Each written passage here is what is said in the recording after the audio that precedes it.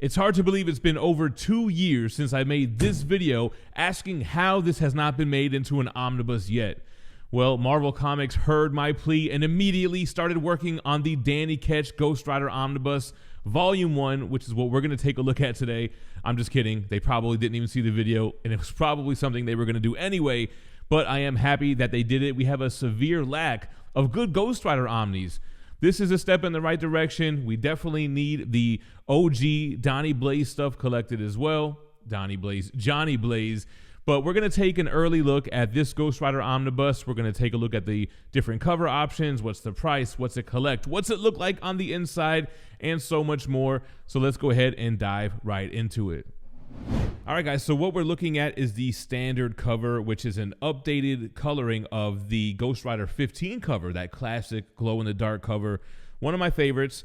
The direct market variant is the cover for issue 14, the Javier Saltaris cover. To me, big missed opportunity not doing issue 1 for one of the covers. I think issue 1 is the most iconic cover out of this run, which we'll see as we start flipping through it. But Mackie Saltaris, Mark Texera, love me some Tex artwork.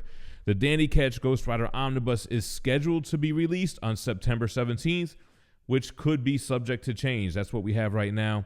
Here's that nice black spine, Danny Ketch, G Aura, Volume 1. You got that Ghost Rider image at the bottom. And then what it collects. Actually, I haven't even looked at what it collects yet. So you get Ghost Rider 1 through 24, Spider-Man 6 and 7 from the McFarlane run. You get Mark Spector Moon Knight 25, Doc Strange issue 28, Punisher War Journal 29 and 30, Ghost Rider / Wolverine / Punisher Hearts of Darkness, which I feel like is collected in one of those Wolverine omnis. And material from Marvel Comics Presents 64 through 71 and 90 through 118, plus material from Marvel Holiday Special 1. So, yeah, you get Howard Mackie, Todd McFarlane, like I mentioned with Spider-Man, a slew of creators here, just $125 on the cover price. But don't pay cover price. OrganicPriceBooks.com, they sponsor the channel. They have these books heavily discounted at the time of release. You can pre-order your books there. Great shipping.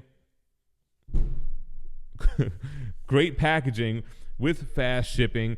And if you guys are overseas, if you're in the EU, there is a new plug for y'all. If you've seen my videos, you may have heard me talk about comics. Bugle.com, same thing, is heavily discounted. They not only have good packaging, they use recyclable materials. They have free shipping with no tax or import fees if you're within the EU. Sorry to the UK. I don't know what went down a couple years ago. Y'all broke off. But it's for anyone within the EU. You can also save $2 there, $2 at Organic Price Books as well by using code GemMint at checkout. So we have a Spirit Reborn. As we know, Johnny Blaze was the OG Ghost Rider. This is Danny Ketch. This is the 90s Ghost Rider. And like the back says, a fan favorite era of vengeance. Hell yeah. So biography on where we're at with this run, as well as the creators who we've mentioned already. And we have a nice wraparound cover. Blue being an odd choice. You would think it would be engulfed in flames, but nevertheless, you have great Ghost Rider artwork. And let's flip through here.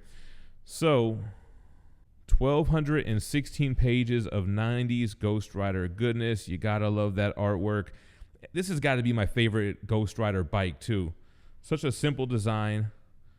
Kind of a, you know, less of a Harley and more of like a crotch rocket type of bike. Man, I just love this. 90s art is peak for me. So your credits page here. Oh, you know what? Everybody's always asking, where's this stuff printed? So this one's printed in China.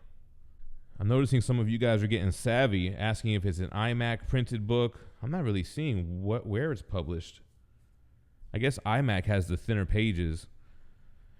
All right, your nice table of contents. You do have page numbers at the bottom, but when the artwork goes into like the full page art, it doesn't have the page numbers anymore, but nice to see the table of contents, giving you the issue, publication month and year, and title of that issue, and then bam. Come on, man. This should have been one of the covers. This is iconic. Ghost Rider 1. Fantastic first issue.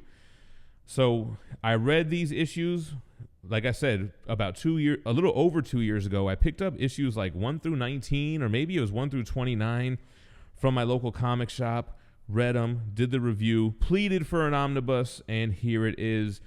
Bro, Copper Age art is the best. I mean, with pre-digital coloring, interior panels mattered. Love the story, the spirit of vengeance. And we have a new spirit in Danny Ketch. So, man, it's been a while since I read it. Don't really remember the plots. I just remember it was dark. I remember it was what you would expect from a Ghost Rider book. Him getting the powers, not knowing what they are, how to control them, being able to see evil in people and taking the vengeance out on them, if you will. Team ups with other street level and supernatural heroes like the Punisher, like we saw with Wolverine here, Moon Knight, Doctor Strange. So we're in that world of Marvel. But from when I read it and did the review 2 years ago, I loved it, man. I actually ended up picking up the entire run from comic shops here and there. Love me some McFarlane, Hobgoblin, and Spidey, of course. So this also ties in with that run. I did a review on the McFarlane Spider-Man Omnibus around this time as well when I read these issues. Here goes the Marvel Comics Presents. So it always says material from because they have 2 issues. And a lot of these were 2 covers. Like you flip the comic over and you would have the other cover. So they would have 2 stories in it. So when it says it has material from, it's because it's only collecting the Ghost Rider story from Marvel Comics Presents. So here's the team up with Moon Knight, explosive. Love it, man. This is peak comic book for me, man.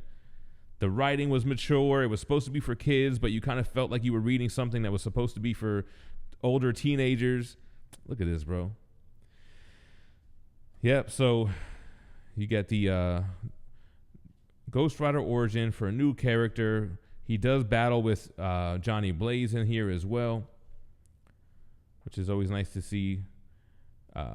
Ghost Rider versus Ghost Rider. Here's that image from issue 15. They use it as like a space holder through this book as well. Love it, man. Definitely would love to give this a reread. I did not get a chance to read all the tie-ins. Definitely read the McFarlane Spider-Man stuff, but as far as like the Doctor Strange, the Moon Knight stuff, have not had a chance to read that yet. Here's Doctor Strange, speaking of which. So we didn't go through too many covers. They have just the straight regular cover, not broken down to a virgin, not edited out really for the most part. So very cool to just get that original cover before the issues.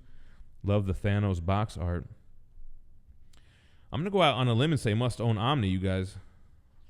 I'm not even going to hold you. Ooh, Sam Keith art with Iron Fist. Everything looks like the Max to me when I see Sam Keith. All right, so let's see what kind of bonus materials do we get in this 90s Ghost Rider Omni. Always nice to have some Marvel Age stuff. What is this? A Marvel Trivia Quiz. Ghost Rider spent many of his last exploits among the good and not so good people of the Quentin Carnival, Haley Brothers Circus, Hill Circus, Circus of Network Stars. I don't even know the answer, bro. The answer's right here. A, the Quentin Carnival. Little Blazer cartoon. John Romita Jr. article or interview. The Punisher Warzone era. Come on, y'all. This is like my section of the Marvel Universe that I love. Spirits of Vengeance. Looks like a house ad.